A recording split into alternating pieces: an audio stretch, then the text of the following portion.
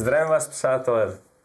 Dneska natáčíme druhý díl Kitchen Stories. Tady se mnou stojí můj dobrý kamarád Mikuláš Halás, kterého jsem pozval dneska na takový speciální podcast. Brzy budou Vánoce, šťastné, veselé a pro celkovou komunitu. Rok 2024 bude prostě top strop.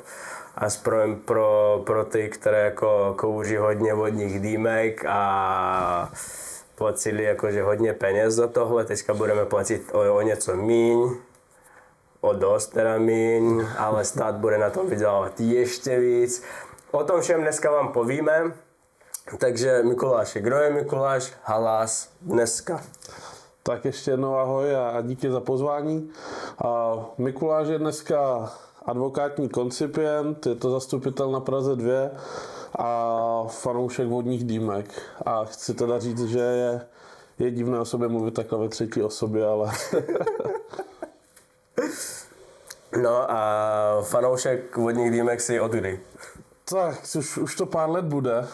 Myslím si, že první takové ty zkušenosti a začátky byly někdy na střední škole, kdy jsme se spolužáky chodili a byť teda ještě v době, kdyby nám je neměli nikde nabít, tak jsme znali pár podniků v Ostravě, kde nám nabili dýmku a chodili jsme.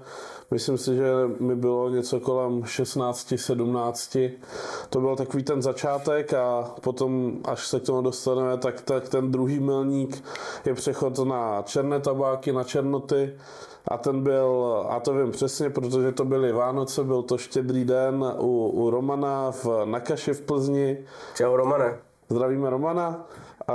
Kdy tehdy táta byl nějak pracovně v zahraničí, no, pracoval tehdy v zahraničí, máma těsně před Štědrým dnem dostala nějakou chřipku, tak jsme se domluvili, že zajedu za ním. A poprvé jsem tehdy ochutnal černotu, snědli jsme tam všechny štědrovečerní vietnamské závitky, které udělala jeho máma, která je teda udělala pro něj a pro jeho ségru a my jsme teda jí nechali z těch 50 asi 2, kdy mu to došlo plně na konci, takže zdravíme i ségru. Tak to je hezky. Hele, a když jsi říkal o těch prvních začátcích, jakože tam, když jsi kouřil tehdy, když jsi jako si nemusel, ale hele, pokud ty si vypadali už tehdy takový vysoký, tak si myslím, že jako žádná občanka by tam jako nebyla nutná. No každopádně, jaké byly jakože ty tvoje první jako značky tabáku, jestli příchutě, jestli to pamatuješ? Jo, tak značky vůbec, to ani nevím, že co v těch čajovnách ani dneska nevím, no my si poušici. Přesně takhle, já se někdy se zeptám, někdy ani mám pocit, že ani ti lidi sami neví, ale teda ne to do těch podniků, kam chodím rád samozřejmě. Ale byly to asi takové ty klasické, že jo, tak bylo to v době, kdy ještě podle mě jako největší hit byly 2 jabka od Alfa Cheru.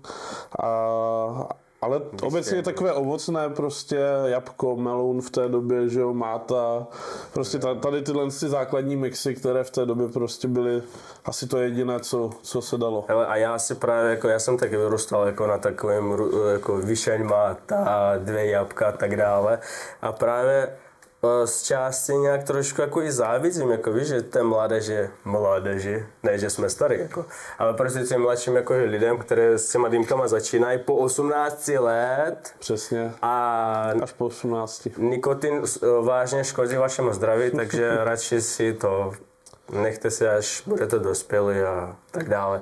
Že prostě v dnešní době je těch možností produktů jako je víceméně jako kvalitnější a hlavně jako víš, z čeho můžeš vybrat, že jo? Ten výběr je velký.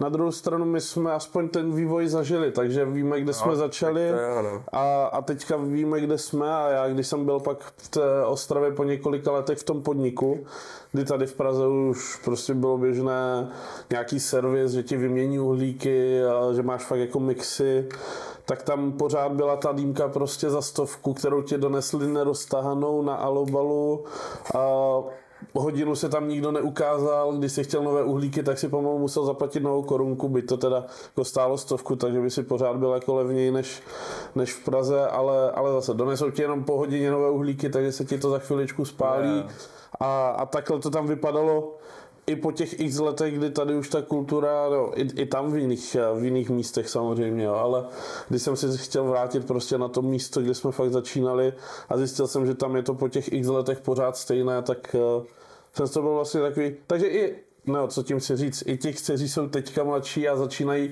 tak si myslím, že jsou místa, kde pořád můžou zažít to, co jsme zažívali my před těma 8 lety nebo 10 lety vlastně už. To jo, no. 12, ježiši. To no. jak jsem říkal, jakože přeci, že teď je v minulém měsíci bylo 11 let, jak jsem v České republice. Proto umím hezky česky. Každopádně, řekni mi prosím, v jakém roce ty jsi měl teda tu poprvé černotu u Romana? Na kaši. Z Plzně. Z Plzně, ano. To mohlo být tak rok 2016, 17. Asi si to nepamatuju jako úplně přesně, ale asi bych to našel, ale něco takového to asi bude, no, těch 2017 myslím. V roce 2016 právě, pokud si pamatuju správně, tak teprve jako na ruský trh přišlo DSko, Darkside, který jako samozřejmě byl jako, chtěl být konkurentem jako Tangersu a tak dále. A právě si myslím, že už po nějakých letech jakože i byl i tady u nás jako nějakým záhadným způsobem k dispozici, to my samozřejmě nevíme. A třeba Mikuláše, řekni mi, jako, co je pro tebe jakože dneska dýmka, jako kdy ji dáš, kdy ji nedáš a jestli třeba jako vyhledáváš nějaké alternativy, jakože tomu nikotinu, ještě kouříš cigarety. Kdy, jaká je vždycky jako nálada, tak podle toho je ta frekvence, jak často. Jo? Někdy chodíme častěji, někdy méně často. Cigarety vlastně nekouřím vůbec, to mi vůbec nechutná, takže není to rozhodně kvůli nikotinu. Jo? Je to spíš kvůli nějaké té společenské, přesně, no nějaký rituál, nějaká společenská aktivita, kdy se, já nevím, potkáme a jdeme hrát na PlayStationu s kámošema, tak sedíme, hrajeme hry a u toho prostě si dáváme dýmku. Někdy to je 4x za týden a někdy to je 4x za měsíc, takže někdy to je třeba i méně často, takže záleží. Cigarety vůbec, to mi nechutná. Nikdy jsem se k tomu ani jako nějak nepřiblížil, že bych začal kouřit cigarety. Dám si někdy doutník, dám si někdy fajfku, ale... To je o těch rituálech, že a trošku jako to je kvalitnější jako věc, když přesně tak, jo. Nedělám to rozhodně, cigarety mě ani jako chuťově přijdou, jako nechápu, že... No takhle, chápu, že si to dá ten, kdo je závislý na nikotinu, ale... IQOS. Tak to je ještě snad jako, to smrdí snad ještě více teda, než jako normální cigarety, ale takové ty elektronické, ty náhražky, ale zase ne kvůli nikotinu, kolikrát si koupím třeba i bez nikotinové a spíš je to kvůli té chuti, no. Já teďka koukám na Netflixu ten seriál ohledně Jules.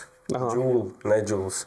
A jak jakož zabanovali právě kvůli tomu, že jako kvůli příchucím, protože příchuti jako lákali mladší lidi a tak dále. To je samozřejmě problém. Pokud vám není 18 a pro některé lidi ještě 21, tak prostě nekouřte.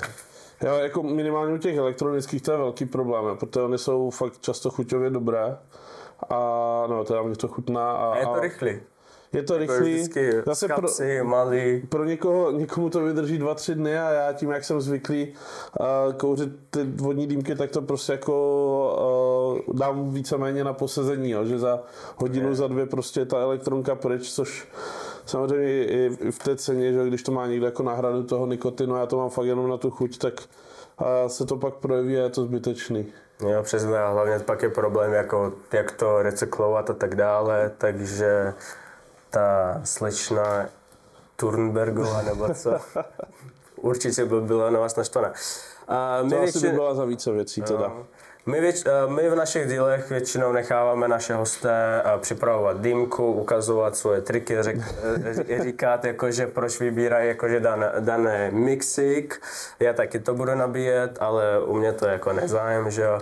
Takže Mikuláši, řekni mi, co tady dneska si vybral. Samozřejmě většina těch tabáků je z Teo, protože to je podplacený, proplacený, zafinancovaný a skorumpovaný. Přesně tak. Ale ten nejzásadnější trik, který teda jakoby obecně na dýmky mám, tak chodím do stejných podniků, kde mě ti dýmkaři znají a ví, co mám rád, takže si nemusím nějak extra nic vymýšlet, protože ví, co prostě, s čím jsem spokojený a s čím ne. A to je asi nejlepší, no.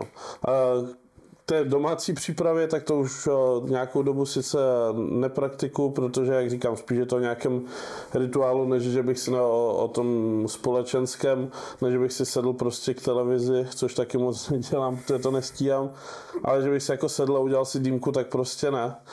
Ale každopádně máme tady Bali Mango od Overdose a potom 4 taváčky jsem si tady nachystal od Thea. Je tady malina, ostružina, višeň a Superfrost, protože mám rád, když to studí, když je to prostě takové jako hodně svěží. Nemám rád dezertní dýmky, ale nechápu, jak si někdo může dát prostě, já nevím, milkshake nebo banánek v čokoládě nebo žvíkačkovou prostě dýmku. Mě z toho je prostě fyzicky jako, nechutná mi to, no. Je to takový divný. Takže tady mám takový ovocný mix a uvidíme, co se mi z toho podaří vytvořit.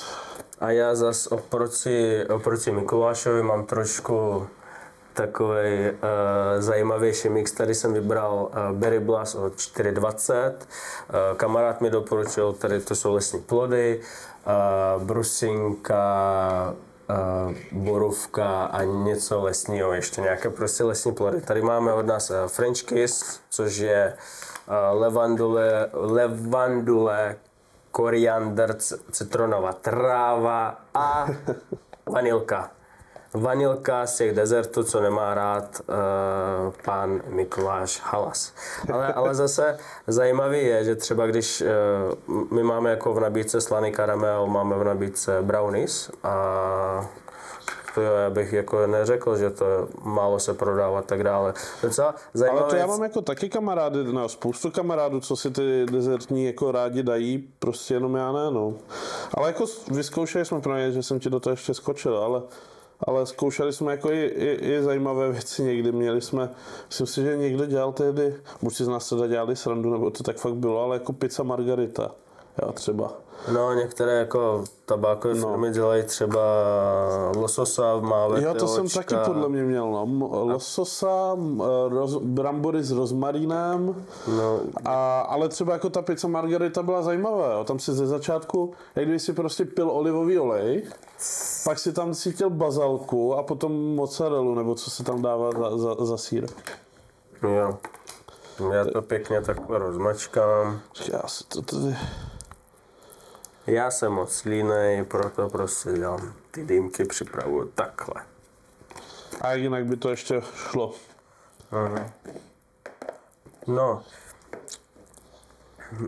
Mikuláš, a kolik dýmek denně jakože teďka třeba dáváš? Když denně, takhle, když už někam jdu, tak jako jednu denně samozřejmě, když je nějaká delší akce. Teď jsme třeba zapíjeli dítě kamaráda, tak jsme tam seděli samozřejmě déle, tak jsme těch dýmek, to je ten Superfrost, to asi dám více trošičku.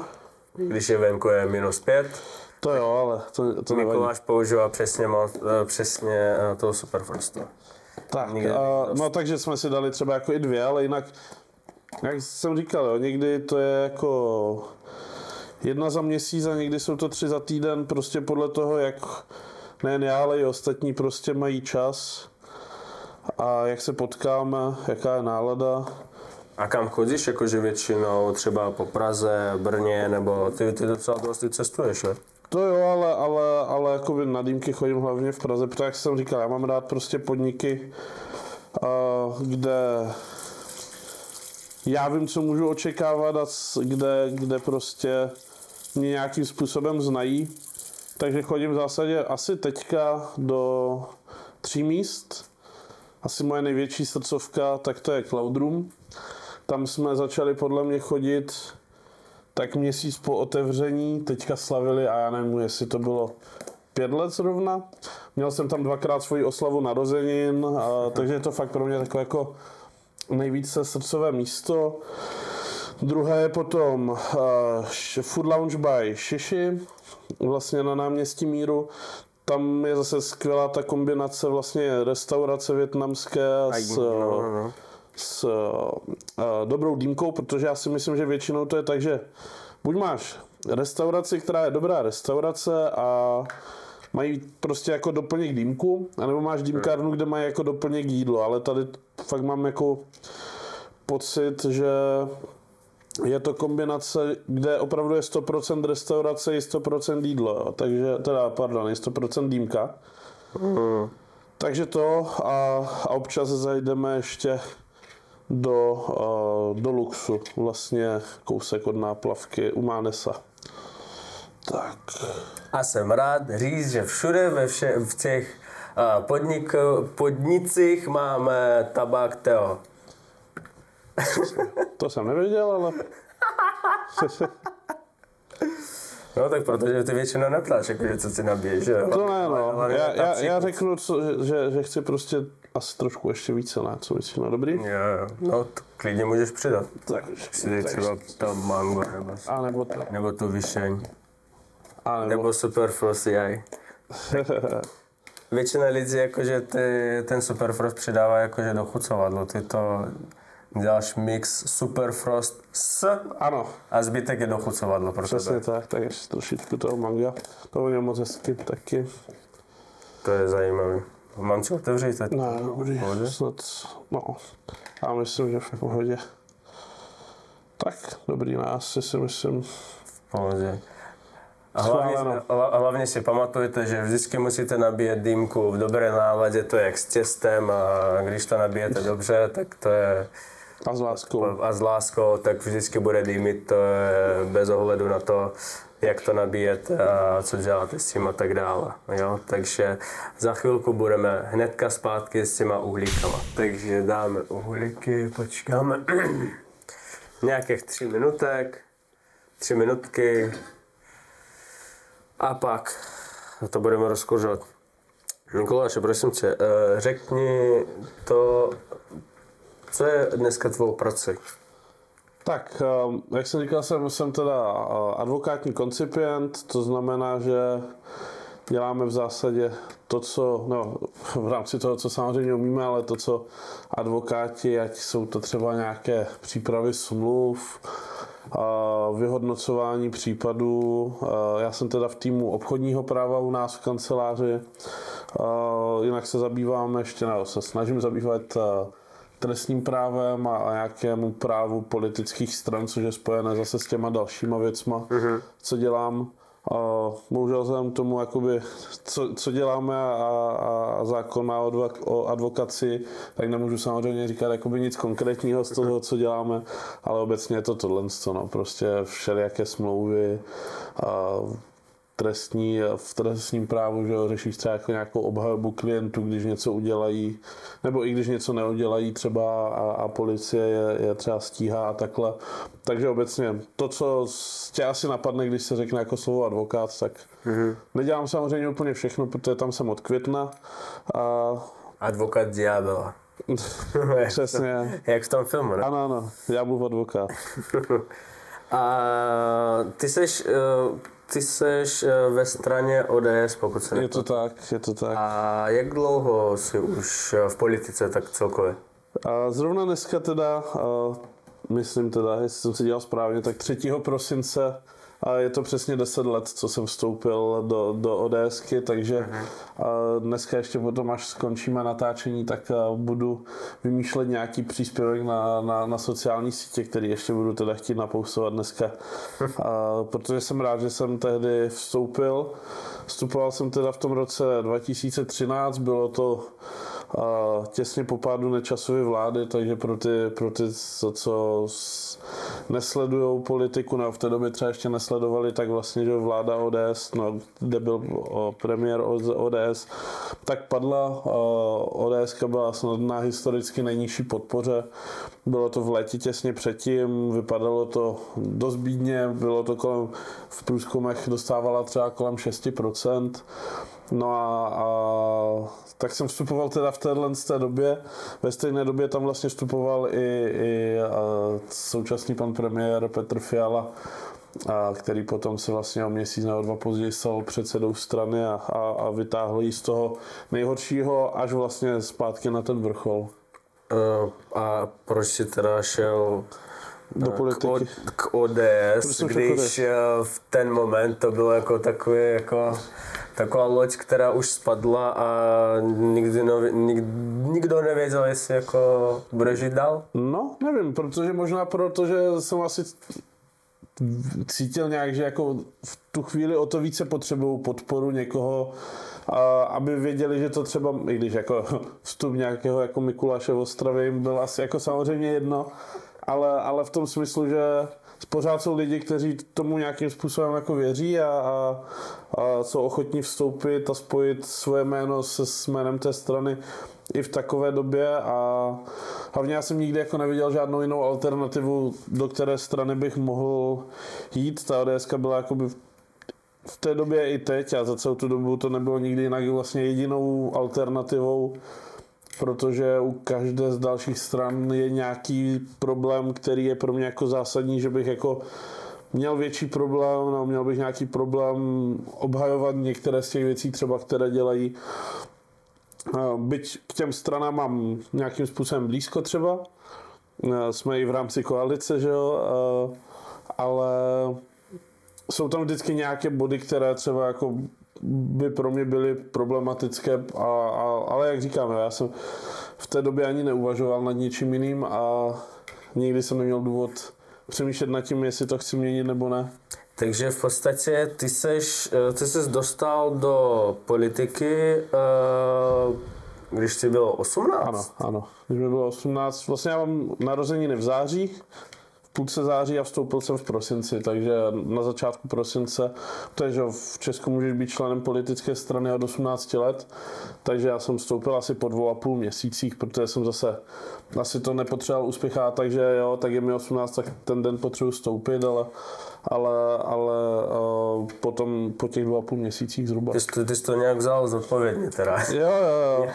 To jako ta politika tě vždycky bavila, nebo jako ty jsi tam hledal nějaké odpovědi pro sebe, nebo ty jsi chtěl stát prezidentem, nebo premiérem a chtěl si vládnout svět, nebo všechno. Jaký byl tam ten důvod a proč to ptám, jakože proč ten člověk dneska, ten mladý hlavně, měl by jako se vůbec zajímat o politice, měl by jako dělat nějaké ty svoje rozhodnutí, anebo měl by spíš to říct se, hele, stejně jako nic nezměním, tak prostě nezájem, víš, radši jedu svůj TikTok. Tak to samozřejmě doufám, že si teda nikdo nemyslí, protože těch změn se dá jako i z té pozice nás jako, a nemyslím teďka sebe, ale i obecně té mladší generace prostě jako něco dosáhnout. Já jsem tehdy vstupoval, protože jsem byl takové akční dítě vždycky. Já jsem byl ve škole předseda studentského parlamentu a v rámci Ostravy jsem byl předseda parlamentu dětí a mládeže města Ostravy a v rámci České středoškolské unie jsem působil. Tak jsem byl fakt jako takové jako aktivní dítě student později. Takže to pro mě byl takový přirozený vývoj vlastně jako, protože v těch nižších ať to byla ta školská rada, ne školská, školní rada, protože školská je zase něco jiného, tak to bylo pořád jako, já nechci říct hrát, to nezní jako špatně, protože já vím, že to je věc, která jako mě hrozně posunula a bez toho bych asi se takhle jako neangažoval, ale až byl to takový jako přirozený vývoj do té jako reálné politiky vlastně, no. Já jsem zrovna chtěl říct, že toho Superfrostu by tam klidně mohlo být více ještě, ale... Fakt? To dáme jenom takhle to, protože budeme hodně povídat a budeme jako moc... Ale já mám rád, když to prostě jako studí v krku, takže no. Ale zpátky teda k tomu, jak říkám, no, byl to takový nějaký jako přirozený vývoj. A rozhodně teda má cenu vstupovat nebo se obecně zajímat o tu politiku, protože změnit se dá spoustu věcí a člověk se jenom jako musí snažit a musí chtít, no. To zní teďka jako kampaň. Ale neříkám jako, že nutně musíte vstupovat k nám, že jo. Samozřejmě já budu nejraději za lidi, kteří vstoupí k nám, ale když nebudete chtít vstupovat jako třeba ke komunistům nebo k SPD, tak vstupte jako do demokratických stran. Nebo do jejich mládežnických organizací. Jako mě stále jakože překvapuje jako věci, že třeba jako komunismus ještě pro někoho jako je lákavé, víš? Tak ono, pro mě teda osobně taky, ale když se nad tím zamyslím, tak já nevím. Hledají nějaké odpovědi asi na otázky, které třeba by jim v teorii mohly dávat smysl, ale pak už se třeba nepodívají na to, že v praxi to vlastně nikdy nefungovalo a fungovat to nemůže, protože prostě lidi nejsou stejný. A jako to za prvé. A říkám, jako... i když já třeba s tím nesouhlasím, tak se snažím podívat na to z pohledu toho člověka, proč by tomu mohl věřit. A třeba to může být proto, jo. Samozřejmě jako ty krize, které zasahují do těch lidí a do jejich životu a do jejich peněženek, tak se budou třeba ti, kteří se dívají na to krátkodobější hledisko, tak se budou dívat po těch řešeních, které jsou třeba levicovější, které jim pomůžou v tom chvíli, buď levicové, nebo třeba populistické.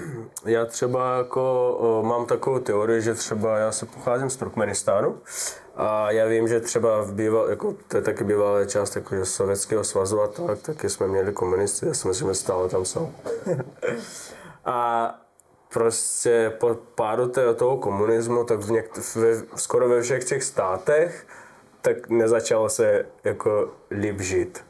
Jo, že prostě pro někoho jo, ale pro většinu lidí prostě, protože v tom komunismu třeba ty ses narodil, ty zrovna prostě věděl, co budeš dělat za 10 let, co budeš dělat za 5 let, co budeš dělat za 20 let, co budeš dělat za 30 let a jak zemřeš. A je to dobře? No ne, jakože pro mě ne, no, protože jasně, jakože jako z jedné strany, když jako víš tu svou budoucnost, tak si říkáš OK, jo, protože takhle, pokud ale souhlasíš s tím, jak ti to ten systém nalajnuje, že jako pokud ty máš nějakou vyšší ambici tak nechceš dělat to, co ti jako ten systém určí. Člověk má nejvíc strach z toho, co nezná. A ta budoucnost, jakože, já si myslím, že proč pro mnoho lidí jakože daná situace jako v dnešní době v České republice, možná i na Slovensku, proč jako mají hodně lidí jako obrovský strach kvůli tomu, že nevíjou, co přinese ta budoucnost. Víš, a no pro jasně, ně, no, je to to je samozřejmě, to asi každý má strach, jako i já jsem třeba jako dlouho se bál udělat nějaký krok prostě. Můžu, díky. To je pohoda.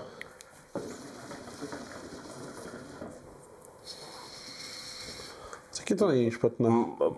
Není svěží. Ale nevadí to, ta levandule tam je příjemná. Je dobrá. No takže jo, no to je logické, že se lidi jako bojí toho, co bude. Ale... Nebojte se, my jsme s vámi. Přesně. A budou vycházet ještě další díly našeho podcastu se zajímavými hostama a tak dále. A teďka mi prosím, Mikuláši, já si ještě vrátím žezlo. A řekni, hodně lidí jako tak Twitter, Exko a na sociálních sítích prostě hejtujou a všude v hospodách třeba jakože prostě ty kroky, která teďka aktuálně vláda dělá. Řekni, proč to dělá, proč to lidi bolí, no jako vím, proč to lidi bolí, ale částečně, ale proč je to jako, proč je to v daný moment, proč to nastalo jako v roce 2023 a proč se takhle do toho museli se zasáhnout?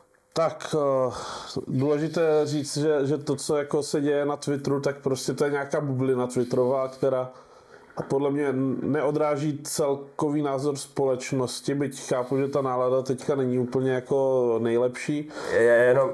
Já občas si myslím, že ty lidi, jako třeba ty, které mají čas jako něco psát na sociálních sítích, jsou extrémně zaneprázdněné lidi. Mají docela dost času to řešit, protože třeba já jako občas nemám čas jako zajít jako pro zboží jako do nějakého supermarketu a tak, víš, a proto tak pak mi žena nahání, jakože nemáme co jíst, ty už bys měl být, jako víš. U některých to tak možná bude, ale k té tvojí otázce, proč se to děje teď, nebo proč se to takhle musí dít?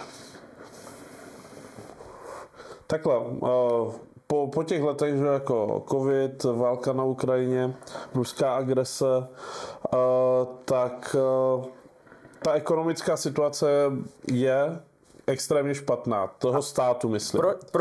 Proč v České republice? Ono to je všude, to není jenom v České republice, že ono to je jako ve většině států, ale proč v České republice, protože, no, tady to může být třeba trochu více, protože v těch letech předchozích, kdy vládla vláda Andreje Babiše se sociální demokracií dneska, tak byla nějaká ekonomická konjunktura, že byl ekonomický růst a oni místo toho, aby spořili ty peníze, aby dělali rezervy, tak ty rezervy, které už byly předtím, tak prostě rozhazovali, rozdávali populistické dárky, protože prostě levice je taková, že prostě více peněz rozdává a má ráda vyšší daně, že jo? To znamená, že oni si myslí, že stát je chytřejší než každý člověk, takže mu ty peníze vezme, aby je přerozdělil. Ano, zase jako populistická strana, jim je jedno, co bude za 10 let. Oni se chovají stylem po nás potopa a přesně na to teďka doplácíme, protože kdyby oni se chovali zodpovědně v té době předtím, tak teďka by ty prostředky byly úplně jiné. Oni zvedali úplně neuvěřitelným způsobem vlastně mandatorní výdaje. Jenom pro vysvětlení, to jsou výdaje, které ten stát musí každý rok vydat, protože na to je zákon. Jo? Nebo jsou ty výdaje nějakým způsobem určené. A třeba letos to odpovídalo tak, že všechny povinné výdaje toho státu byly o něco málo vyšší než všechny příjmy státu. To znamená, že když ty dáš do toho rozpočtu, který se dělá třeba všechny ty výdaje a všechny příjmy, tak už jsi vlastně na nule. A nemohl by si prosazovat nic z toho svého politického programu, nemohl by si dělat vlastně nic jiného, protože kdyby si jako nemohl udělat nějaký ten dluh, že? S tím, že to samozřejmě úplně samozřejmě nejde.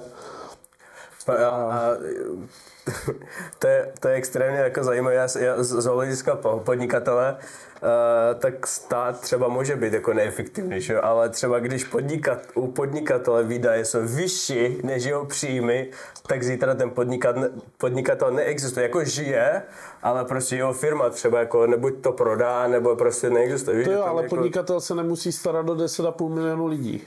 Jo, ty tady máš stát, který musí zajistit, aby fungovala energetika, ta infrastruktura, aby fungovalo, já nevím, hasiči, záchranka, aby někdo platil ten sníh, jo, které přesně jako, tak, jo, musíš prostě, ten běžný chod státu prostě musíš zajistit, jo, musíš zajistit to, aby tady všechno prostě fungovalo, takže ty jako podnikatel se musíš starat, no, aby se měl starat o to, aby fungovala tvoje firma a staráš se třeba o své zaměstnance, ale jako stát se staráš vlastně o všechny.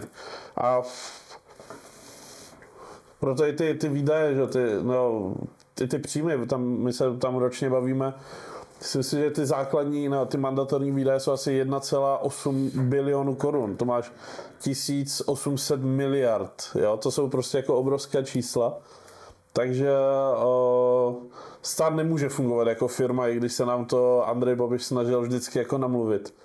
A ještě teda k tomu, co se stalo, proč jako ta vláda to dělá, protože a oni to i sami řekli, uvědomují si, že ty kroky jsou nepopulární, ale ví, že je musí udělat, protože když je neudělají, třeba ten konsolidační balíček, jo, ví, že když to neudělají, tak to za 2, 3, 4, 5, 10 let bude výrazně horší. Vem si, že jenom na úroky teďka stát příští rok zaplatí asi 90 miliard. Ještě před 2 lety to bylo 50 miliard, takže jenom za úroky prostě platíme dvojnásobek a příští rok, no po příští už to bude přes 100 miliard. To je strašně moc peněz, jo. To máš 100 miliard jenom ne za ten dluh, ale za úroky z toho dluhu. A já věřím, že jako se tohle projeví a proto věřím, že lidi, kteří jako se dokážou podívat na ten dlouhodobý horizont, tak to dokážou pochopit a mám třeba jeden konkrétní případ. Jo. Když začala vlastně, že když Putin zaútočil na Ukrajinu, tak začaly růst ceny pohonných hmot. A všichni začali říkat, zastropujte ceny, dotujte to, já nevím co všechno, protože v Maďarsku to dělají, protože v Polsku to dělají a budeme platit 150 korun za litr a nikdo se nedostane ani do práce. A ta vláda to odmítla udělat, protože věděla, jaké by to mělo konsekvence. A ono se to potvrdilo, protože v Maďarsku potom po, já nevím, jestli 2 měsících, no prostě po nějaké době došel jim benzín, protože to někdo musel platit, ale nebylo kdo. Cena teď v tuhle chvíli je vyšší, než je u nás. Takže se vlastně až po tom nějakém třeba roce ukázalo, že ten krok byl správný, protože v Maďarsku potom byly obrovské fronty na benzínkách, aby si lidi natankovali, protože těch pohonných hmot byl nedostatek. To se u nás nestalo, i když to nějakou dobu bylo třeba drahší, ale ne úplně... 50 jsem dal naftu, litr. Jo, to myslím si, že to bylo tak jako nejvyšší, no. Ale podívejme se dneska to klesá, dneska jsme na nějakých 37 korunách zase a v létě... Jo, ale dneska to klesá jako já si myslím, že hlavně ty pohonné hmoty jakože klesají kvůli celkové situace jakože na burzách. No jasně, ale třeba tam jsou jako dražší, že no, teďka, pokud jsem četl správně nějaký článek, tak minulý týden psali, že no, tenhle týden, že už zase ty ceny jsou nižší než v Polsku a v létě jsme chvíli tankovali, já jsem podle mě tankoval za 29,90, jo, což si nepamatuju několik posledních let a to přesto, že se prostě ty ceny a právě i díky tomu, že se ty ceny nezastropovaly, byť v tu chvíli by to samozřejmě bylo populární rozhodnutí, že? Protože by vláda řekla, OK, tak my teďka tady budeme dotovat to, že si budete tankovat. A teďka v tom konsolidačním balíčku je právě i je ten nový zákon, který se týká nás, to zlevňování té spotřební daně na tabák do vodních dýmek.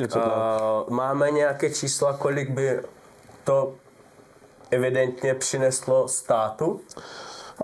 Já si nepamatuju úplně přesně, ale vím, že jako ta statistika, no, ten údaj samozřejmě je, že protože to ministerstvo financí to neudělá bez nějaké zevrubné analýzy, takže jestli si pamatuju, tak to byly nějaké jako stovky milionů korun určitě, jo, protože tady funguje, já nevím, jak se jmenuje přesně ta křivka, že to, že máš vyšší daň, neznamená, že máš vyšší výběr, protože potom to lidi budou kupovat více na černém trhu, budou jezdit do zahraničí, což se dělo a čím třeba i to ministerstvo financí argumentuje. To znamená, že když ty vyjedeš do Německa, kde ta daň je 10krát menší než v Česku, proč bys to kupoval oficiálně tady, že jo? Tak jasně, můžeš si koupit najednou na osobu asi kilo, ale pro tebe jako pro běžného spotřebitele to stačí si zajet prostě jednou za, i kdyby si měl jednou za měsíc udělat výlet Drážďan a koupit si prostě jako kilo tabáku, tak jako to nevykouříš podle mě doma ani za měsíc třeba. A to se přesně dělo, jo. Je nějaký odhad, kolik se tady mohlo spotřebovat tabáku a kolik šlo přes oficiální cesty. A ukázalo se, že opravdu ten výnos ve chvíli, kdy se to sníží, tak by mohl být výrazně vyšší, protože ti lidi to začnou kupovat tady, protože ten stát přichází že o spotřební daň, ale i o další daně, o DPHčko. A ještě daň z příjmu, které musí zaplatit ty firmy, třeba jak ne naše, která vyrábí ten tabák. Přesně tak, takže v součtu z těch daní si myslím, že to můžou být stovky milionů, uvidíme, samozřejmě budou nějaké optimistické odhady, které můžou být třeba 800 milionů, budou pesimistické, které budou třeba jako 200 milionů, uvidíme, jestli to bude někde třeba na tom středu a taky záleží, jak se budete chovat jakoby i vy, že jo, nebo i ty dýmkárny, jak moc tu cenu, nebo to snížení promítnete do té ceny, protože to snížení je fakt jako razantní, že jo, jako je obrovské, takže jestli se to promítne tady do toho, tak a jestli ten odhad teda bude správný, tak to bude super pro všechny, že? Protože stát za to dostane více peněz, podnikatelé si budou moct podle mě pořád trochu zvýšit marži, ale zároveň pro toho koncového zákazníka výrazně klesne ta cena, za kterou on to kupuje. U vás jako u prodejců jako toho tabáku, že jo, tak tam je to vidět výrazněji, protože prostě ten zákazník ví, kolik platíte za to kilo té spotřební daně, že jo. Uvidíme, jak ty dýmkárny to třeba do toho promítnou. Já si myslím, že když budou kupovat prostě tabák výrazně levněji, takže by to měli promítnout i oni samozřejmě do... A oficiálně hlavně. A oficiálně se spotřební daně, ať nemají problém s celním úřadem.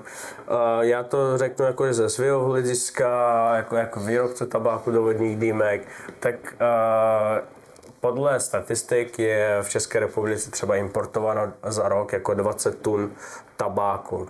Jo, takže taková nějaká spotřeba asi nějakých 22 nebo 24 tuny ročně. Když ještě vezmu tuzemské jakože firmy, třeba my jsme druhá tuzemská firma a možná jsme jedna z největších tuzemských firm na výrobu tabáku do vodních dýmek, ale aktuálně jakože spotřeba za ten rok je to 200 tun tabáku do vodních dýmek třeba, jo, tak poskládajte, kolik tady máte jakože čajoven, dýmkáren a tak dále, 20 dýmek jako denně, krát 20 gramů jakože toho tabáku, takže prostě ta matika je úplně jednoduchá. A hlavně to teďka jenom udělal bílým ten celkový jako ten trh s tabákem do vodních dýmek. Pak ještě příští rok bude track and trace, které je udělané proti navržený proti prodeju neoficiálního jakože tabáku na černém trhu a tak dále. Což jako taky jako pomůže k tomu hospodaření. Samozřejmě, když my jako výrobce třeba máme, když naše příjmy jsou větší než naše výdaje a z toho můžeme za A žít a za B jako inovovat a přidávat jakože nové příchutě do portfolia, protože to jako to prostě musíme, jo. Musíš jako inovovat a marketovat ten tabák jako nějakým způsobem, což teďka nám jako ulehčí, ale zároveň příští rok to bude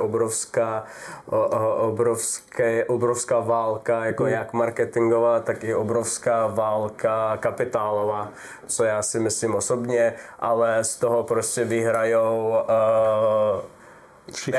všichni, včetně i podnikatelů, které jako jsou dovozce nebo výrobci a podnikatelé, které vlastní ty dýmkárny, čajovny a tak dále. A i koncové zákazník, jo, že prostě dokáže koupit v jakékoliv trafice jakože, a bude mít výběr nejenom 2-3 příchutí, jo, takže já nevím. Podporujte jako nás a kuřte jako legální věci. Jako prosím. Přesně. Ne, to je, samozřejmě jako ono bylo vidět, že ten systém je prostě nastavený špatně, jo, protože to na tom vidí, že jako ten stát, když to vymáhá, tak samozřejmě je logické, že vymáhá to, co jako platí, že to znamená ty celní kontroly a tak dále. Na druhou stranu, když víme, že nějaký trh je takhle jako brutálně a je to trh s nějakou jako legální samozřejmě substancí a takhle brutálně většina podle těch odhadů, které, jak si sám dobře řekl, se dají celkem dobře spočítat, tak ten stát má být spíš ten, který reaguje a je podle mě jako hrozně dobře, že jako ten stát na to zareagoval. Tak když se podíváme na to, jak se to danilo předtím a jak se to daní třeba v Německu, že? Tak teďka to fungovalo tak, že když tady máme nějakou krabičku, která váží, já nevím kolik, 100 gramů, tak to bylo daněno jako 100 gramů tabáku, ale reálně, že to, a to řekneš ty asi přesně to číslo, toho tabáku tam může být 15 gramů. Já jsem počítal nějakých třeba 20 až 30, jo, že podle asi výrobců. Takže ty reálně daníš 70 až 80% něčeho, co vlastně ale jakoby si neměl danit, protože tam co tam je melasa, že jo, nějaké ty sladidla a takhle. Glycerin, aroma. Přesně, takže ty vlastně jako tabák daníš 80% něčeho, co tabák není. A potom je logické, že se to teda jako nemůže vyplácet, že jo? Protože když navíc vedle v Německu tam ta spotřební daň byla opravdu jako 10% oproti tomu, co je tady, plus myslím nějaké procento z prodejní ceny. A reflektovalo to přesně, no, reflektuje to třeba i to množství toho tabáku jako v té krabičce, tak to dává mnohem větší smysl. A zákony přece mají být jako dělány tak, aby dávaly smysl, že jo? Ne tak, aby... A hlavně se ukazovalo, že to je prostě neefektivní, takže říkám, je podle mě... Asi taky půjčím. Prosím. Myslím si, že jako je super, že stát dokáže reagovat na tu reálnou situaci, která prostě tady je. A jak říkám, teď se ukáže, jak to bude fungovat prostě v praxi, no. Tak Mikuláš, jak se chutná ta dýmka? Já si myslím, že je úplně skvělá, že bych si mohl rovnou otevřít čajovnu nebo dýmkárnu tady z fleku. Protože jsem nabil sám, no, že? Samozřejmě. Já mám takovou další otázku. Třeba jako klasický jako občan nebo člověk, který žije jakože v České republice, když vidí nějaký problém nebo co se dá jakože vylepšit, třeba úřad práce nebo živnostenský úřad nebo cokoliv, tak existuje nějaký kanál, kde může jako tu změnu třeba navrhnout. Protože třeba, když jdeš do nějaké hospody, něco se ti nechutná, tak prostě na Google Maps půjdeš a prostě dáš 4 nebo 3 hvězdičky. A nebo to můžeš říct přímo v té hospodě. Jo, řekneš prostě nějaké komentáře a řekne, hele, jako, ta nějaká zpětná vazba, víš, a jak třeba to je u politiky, u vlády třeba. Takhle, myslím si, že jako žádný oficiální kanál na podávání podnětu asi neexistuje, ale určitě jakoby máš možnost, tak buď chceš být aktivní a můžeš vstoupit třeba do nějaké politické strany a začít to ovlivňovat. To je delší cesta. Je to delší cesta, ale může být efektivnější. No a nebo samozřejmě i ti poslanci, že jo, ti ministři, všichni, nebo i jako ty sekretariáty těch politických stran mají nějaké svoje sociální sítě, e-maily, na které jim můžeš napsat na ministerstvu, třeba když to přijde, tak si myslím, že to potom vyhodnotí právě nějaké ty odborné úseky tam, jestli to dává smysl nebo ne. Když napíšeš přímo tomu poslanci, tak on se toho může ujmout jako svého tématu. Takže asi taková ta jako cesta. Někde na sociálních sítích? Buď na sociálních sítích napsat, někteří si je spravují sami, někteří na to mají třeba týmy, nebo napsat na e-mail, nebo se dělají většina těch politiků, no vlastně každý politik, že mají poslanecké kanceláře, kde by měli vždycky, a já nevím, jestli jednou za týden, myslím, že pondělky jsou na to vyhrazené, že tam za nima můžou ti občani přijít. Takže tam můžeš třeba přijít a ten podnět tam dát, můžeš udělat petici třeba, ne takové ty online, protože ty podle mě ještě nejsou závazné, a kdyby si chtěl, tak normálně jako se sbírat podpisy. Ale jako pokud je to fakt vyloženě podnět, tak prostě jít takhle asi za někým, kdo o tom může rozhodovat a třeba se toho někdo ujme, někdo se toho chopí a třeba to prosadí, no. Jak vláda vnímá ty volby, kterou budou do sněmovny v roce 2025? Myslíte, vyhrajete, nebo? Takhle, já nemůžu mluvit za vládu samozřejmě, že jo. Já doufám, že samozřejmě vyhrajeme, že jo. Jinak bych to nedělal.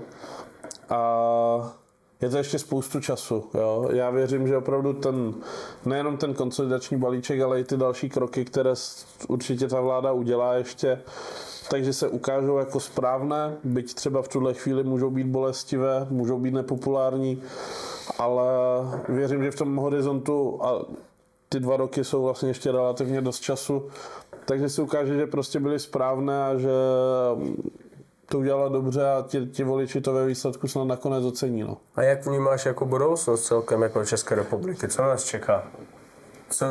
Co bude dál? Tak já doufám, že se situace samozřejmě bude zlepšovat, že? Protože tak teďka prostě úplně dobrá není. Doufám, že se podařilo té vládě zatáhnout za tu pomyslnou ruční brzdu v tom zadlužování nějakým způsobem tak, aby se to začalo spravovat. Samozřejmě nejlepší by bylo, kdyby nebyly žádné schodkové rozpočty, kdyby se naopak splácel dluh, ale to je zatím bohužel hudba jako budoucnosti a nechci říkat, že bude líp, ale jo, doufám, že jako ta situace se zlepší a že se budeme mít lépe. Tak jo, děkuji ti, že jsi dneska za náma dorazil, odpověděl na docela horké témata, co jako i pro dýmkařskou komunitu, jako i pro ostatní jako posluchače zaujme. Děkuji vám moc krát, že nás sledujete, koukáte na nás a hlavně já si myslím, že je to závazná věc, že každý, nejenom občané, jako, ale i hodně cizinců, prostě pokud žijete v této zemi, tak jako samozřejmě máte nějaké nápady na vylepšení a tak dále. Si myslím, že existují různé kanály, jak říkal Mikuláš, na kterých jako vás uslyší. Zajímat se o politiku, já si osobně myslím, že je to důležité už od mladá a hlavně prostě zkuste trošku filtrovat ten hluk, co máte všude jako na sociálních sítích a tak dále a vždycky jako koukejte většinou na ty fakta, jo, protože odpověď je, že třeba co fungovalo před 5 lety nebo před 10 lety, tak nemusí fungovat dalších 5 let nebo dalších 10 let, jo. Takže je to docela důležité se zajímat o to a určitě každý člověk dokáže dělat změnu. Jo. A ještě je teda, co je důležité, pokud někdo nabízí většinou jednoduché řešení, tak to tak většinou nefunguje, protože ty řešení, které jsou, tak většinou musí být spíš právě komplexní a jsou náročné a vidíme to i často, prostě když vám někdo nebude nabízet rychle zbohatnutí, tak většinou spíš o všechno přijdete, než že byste fakt zbohatli. Yeah. A to je taky děkuji za pozvání, pokud ještě tady jsme vidět přes ten dým vůbec a někdo nás vidí jenom neslyší, tak díky moc a třeba zase někdy, ať se daří nejen tobě, ale celé dýmkařské komunitě. Díky moc. Mějte se krásně. Čau.